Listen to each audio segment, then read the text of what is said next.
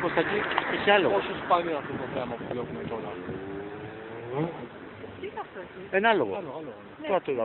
Δεν ξέρουμε γιατί όμως. Τώρα είναι...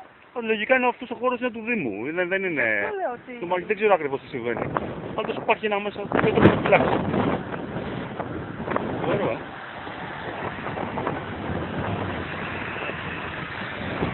Φανταστική και σπάνια εικόνα στο κέντρο της παλαιάς Αθήνας. Νομίζω ότι περίεργο, περίεργο, όντως.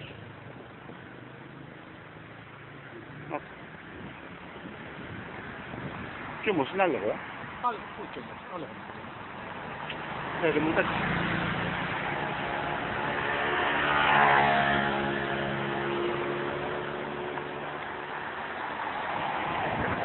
Πολύ καλό. Θα ξαναφανταστούμε.